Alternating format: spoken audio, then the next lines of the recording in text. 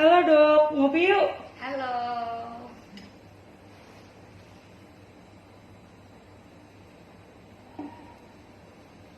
Dok, aku mau cerita nih. Aku sakit hati deh, masa aku dibully terus karena jomblo. Kan lagi pandemi ya dok, pergaulan terbatas, inner circle udah pada teken. Jadi curcol kan aku.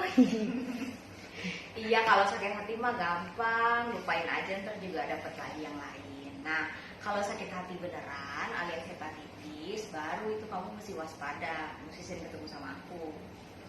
Aduh, jangan dong dok, jangan sampai aku kena hepatitis. By the way, kemarin aku baca di internet, ternyata tanggal 28 Juli ini adalah hari hepatitis sedunia ya. Dan kalau nggak salah, tema tahun ini adalah Find the Missing Millions, atau mencari jutaan yang hilang. Maksudnya apa sih dok? Kalau sakit hepatitis, terus kita jadi hilang gitu? Bukan, maksudnya apa yang demi singgir itu. Jadi, di dunia ini kurang lebih sekitar 290 juta orang itu nggak sadar bahwa dirinya mengidap hepatitis karena hepatitis itu banyak yang tidak bergejala. Jadi jadinya sering misdiagnosis gitu.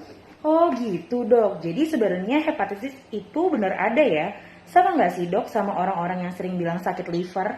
Ya, jadi hepatitis itu adalah infeksi atau peradangan pada hati. Nah, penyebabnya itu bermacam-macam, tapi paling sering di Indonesia adalah akibat virus. Virus hepatitis sendiri sebenarnya ada 5, A, B, C, D, dan E. Tapi yang paling sering, yang sering kita temui itu yang A dan B. Bedanya, kalau virus hepatitis A itu dia menular lewat makanan atau minuman yang terkontaminasi. Jadi, misalnya kita cuci tangan tidak bersih dan kita ternyata ada hepatitis A. Nah, itu kita bisa menularkan ke orang kalau jari-jari kita pegang makanan atau minuman kemudian kita kasih ke orang tersebut begitu. Kalau hepatitis B dia menularnya lewat darah. Darah itu paling sering dari hubungan seksual misalnya, atau penggunaan jarum suntik yang berganti-gantian atau memakai jarum bekas. Atau bisa juga dari tato yang pakai jarum atau transfusi darah. Gitu. Untuk gejalanya sendiri kurang lebih sama.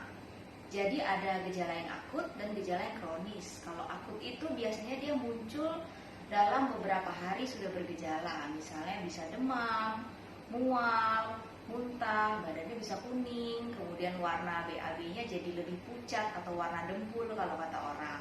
Atau kencing juga bisa menjadi lebih gelap. Oh, ternyata ada yang bisa menular ya lewat makanan dan lewat darah juga. Jadi khawatir deh aku dok, supaya kita tidak tertular hepatitis gimana ya caranya? Jadi, kan tadi hepatitis ada 2, hepatitis A sama hepatitis B. Nah, penularannya kan berbeda. Kalau A tadi dari makanan atau minuman, sementara kalau B dia dari darah. Nah, pencegahannya pun berbeda. Jadi pencegahan untuk hepatitis A, pertama kita harus selalu menjaga kebersihan, terutama kebersihan tangan. Jadi harus sering-sering cuci tangan. Yang kedua, dia menularnya kan lewat makanan atau minuman yang terkontaminasi. Jadi sebaiknya kita makan makanan yang matang atau air minum pun dimasak hingga matang. Begitu. Jadi hindari makan makanan yang kurang matang. Lalu yang ketiga, kadang kan kita sering jajan-jajan di luar. Nah, kalau bisa pilih tempat makan atau ruang makan yang kira-kira cukup bersih begitu. Untuk pencegahan hepatitis B karena penularannya lewat darah, yang pertama kan tadi dari hubungan seksual. Jadi kalau bisa jangan berganti-ganti pasangan. Kemudian kalau memang mau melakukan hubungan seksual lebih aman menggunakan proteksi seperti kondom. Yang berikutnya, jangan menggunakan jarum suntik bekas atau berganti-gantian jarum suntik dengan orang lain. Yang ketiga, hindari penggunaan tato. Dan yang keempat, bila memang terpaksa perlu transfusi, maka sebaiknya transfusi darahnya dari PMI, karena kalau PMI kita sudah lakukan screening untuk hepatitis. Nah, yang paling penting sekarang kita sudah punya vaksinasi. Jadi, kita punya vaksin untuk hepatitis A dan hepatitis B. Oh gitu ya dok. Nah tadi kan dokter sebut-sebut tentang vaksin ya dok. Emang seberapa penting sih vaksin hepatitis itu? Nah, vaksin itu dia penting sekali untuk mencegah kita terinfeksi hepatitis. Jadi, Kalau kita suntik vaksin hepatitis A, maka kita bisa mencegah diri kita terkena hepatitis A. Untuk hepatitis B juga sama. Jadi sebaiknya untuk orang-orang yang berisiko terkena hepatitis A dan B dilakukan vaksin.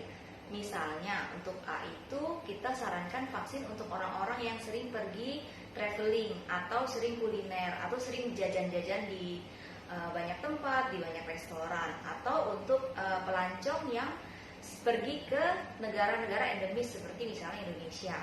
Kemudian dilakukan juga vaksinasi A untuk orang-orang yang rentan terkena infeksi virus hepatitis, misalnya orang-orang tua atau orang-orang yang punya sakit yang bikin daya tahan tubuhnya jadi turun, misalnya ada HIV atau memang ada hepatitis B sebelumnya begitu.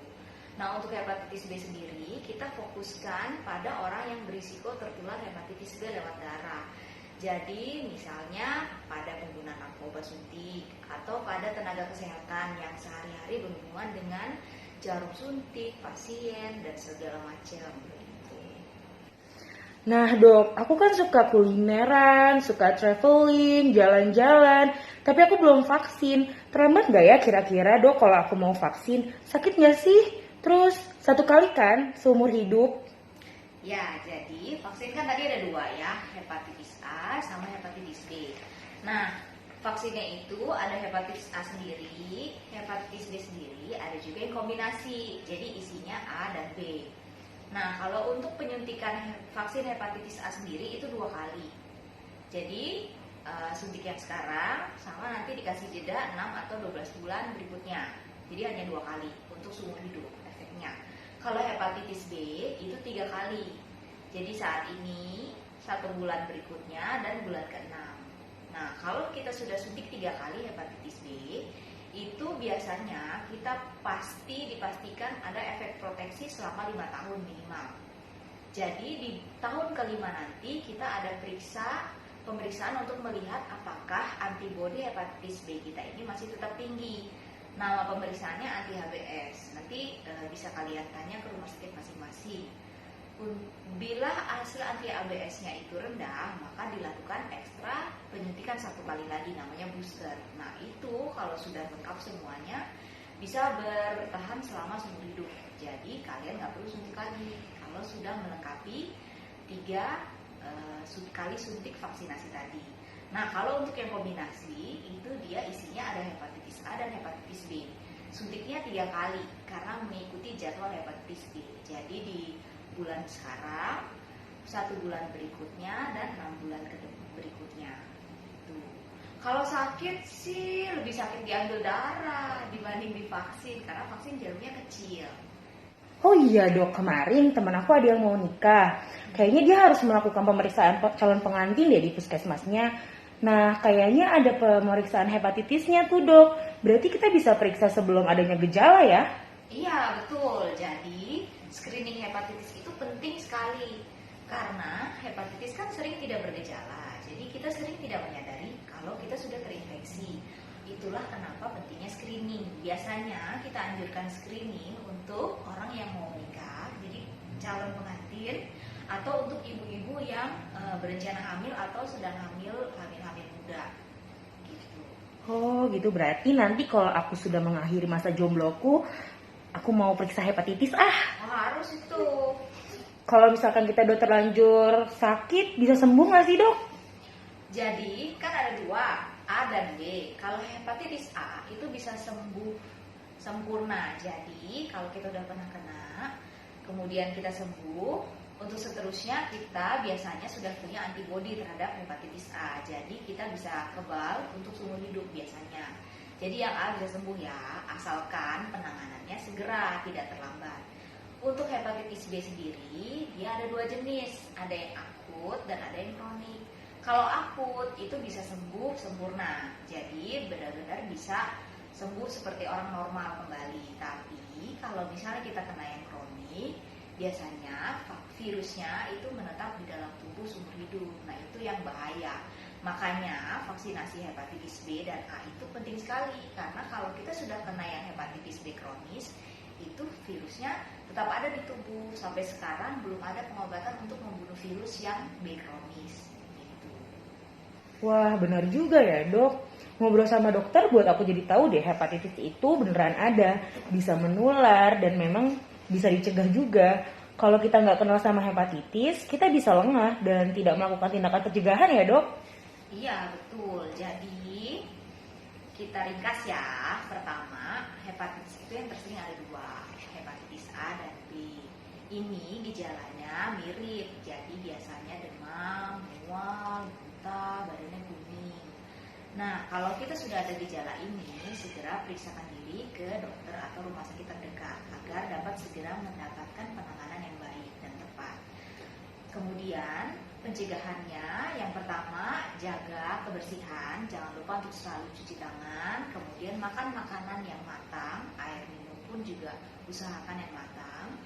Lalu hindari hubungan-hubungan yang berisiko seperti sering gonta-ganti pasangan, menggunakan tato atau menggunakan jarum suntik bekas. Kemudian yang terpenting adalah vaksinasi. Jangan lupa kalau kalian belum pernah terkena hepatitis A atau B, sebaiknya lakukan vaksinasi untuk mencegah terinfeksinya hepatitis B dan A. Karena bila kita terinfeksi virus hepatitis A itu bisa sembuh spontan, namun bila kita terkena yang hepatitis B jenis kronis, itu virusnya akan tetap berada di dalam tubuh selama seumur hidup. Jadi lebih baik melakukan pencegahan daripada pengobatan yang sudah agak terlambat. Kalau kalian ingin berkonsultasi mengenai hepatitis atau ada pertanyaan-pertanyaan lebih lanjut terkait hepatitis, kalian bisa berkonsultasi dengan tim dokter di RSUD Sawah Besar dengan menghubungi nomor di bawah ini. Terima kasih banyak loh, Dok, informasinya. Kapan-kapan kita ngobrol lagi ya, Dok. Iya, sama-sama. Diminum yuk kopinya.